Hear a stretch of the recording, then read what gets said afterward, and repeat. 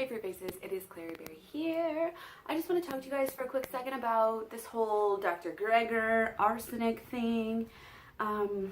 It's kind of been weighing on my mind.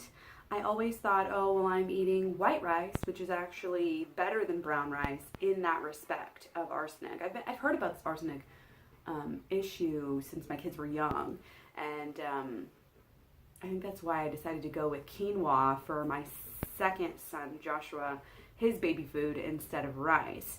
I always did like homemade purees. I didn't like buy the boxes.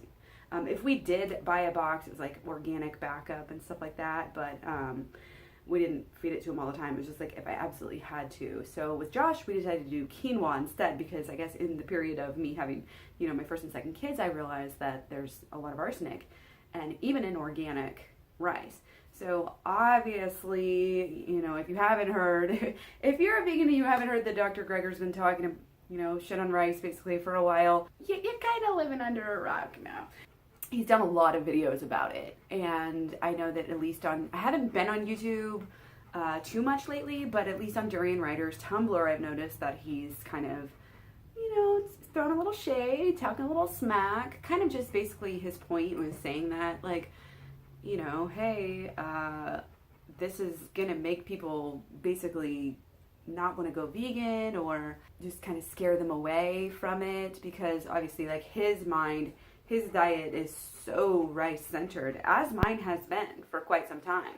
And I tend to overall, honestly, I think I've done a video on this in the past, but I tend to overall think that if you're eating a low fat, lower protein, I don't think really matters that much if you're a vegan, but if you're eating a lower protein diet, if you're eating a vegan diet, you're pretty much gonna be okay. Like, I'm not gonna say, okay, no vegans have gotten cancer. I've done a video about that too. I've done a video about Steve Jobs.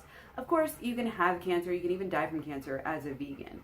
In Steve Jobs' case, if you watch that video, my main point there was that basically he had cancer for a long time, probably before he even went vegan, and it actually helped to prolong his life.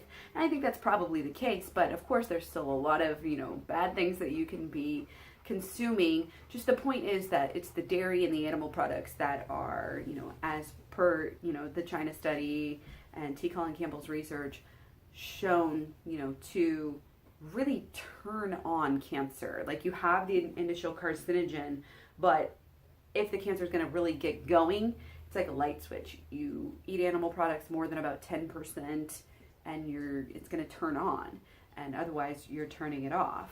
And of course, there's so many antioxidants and everything that are going to fight all of those carcinogens and help out with the free radicals and everything like that when you're eating a really healthy vegan lifestyle.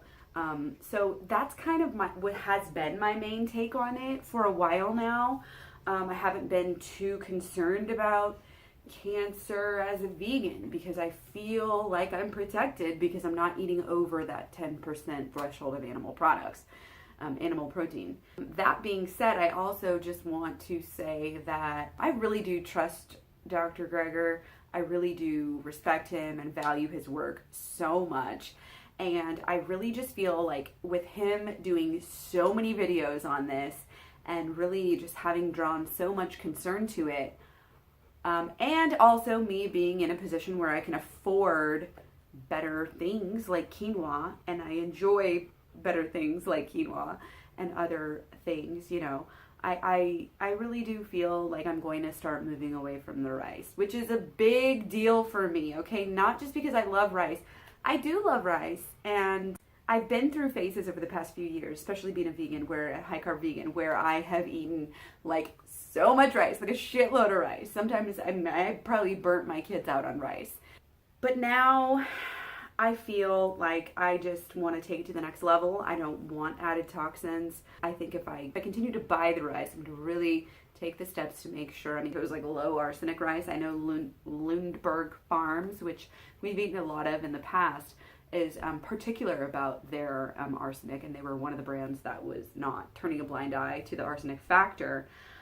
But anyways, like I said, all of this said, I'm going to be eating less rice, and like I said, it's not that big of a deal because we're kind of burnt out on rice. I haven't been doing a lot of rice. Don't get me wrong, I love my fucking rice. Like, I will eat it straight, nothing on it. If I get hungry enough, little sriracha, I'm good to go. I'll eat a shitload of it, and I feel great on it. But I do want to be the healthiest person I can be, and I don't see, it's kind of the double whammy. It's like I was choosing white rice basically because of the arsenic factor, but then the one thing that I did learn, I think that kind of is changing my mind, is that Dr. Greger said that, well, even though white rice has less arsenic, which again is what I've been telling myself for years, well, it's less arsenic, so it doesn't matter that it's not like technically a whole grain and stuff like that. But he did say that the availability, the absorbability of the arsenic is actually higher in white rice, so it may even out. So again, I'm not going to shun rice. I'm not going to stop eating rice or rice products. I probably at this point am going to have a harder time cutting down on my mayfoon.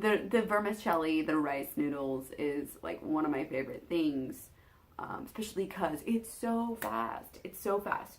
But I'm also wondering, he did say in his videos, Greger said that if you boil it like pasta and drain the water, that it'll actually be less. So I'm wondering if actually the mayfoon may be better because I'm cooking it as a pasta.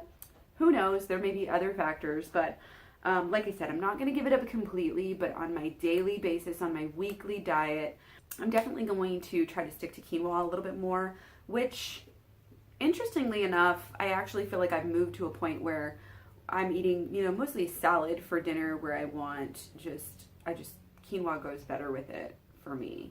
But I just kind of wanted to let you guys know this. Not only is this kind of coming from the arsenic factor, but it's also coming from an alkaline factor, because quinoa, I'm trying to get better about having a more alkaline diet. And I definitely feel, and through my research I've learned, that different grains are better, than rice when it comes to the acidity levels and stuff like that. So quinoa is probably top of my list when it comes to grains. I kind of tend to be a little bit scared to branch out. In the past we have done like amaranth and camu and stuff like that. So in the future I may be getting more into stuff like that, but I just kind of wanted to let you guys know my thoughts on this. Let me know what you're thinking. Are you cutting back on rice because of this, or do you think that, like Durian Writer said, maybe Dr. Greger's like being paid off by somebody to like damage the vegan movement? I don't know. Let me know what you think. Don't forget to eat your fruit, and I will talk to you guys soon. Thanks. Bye.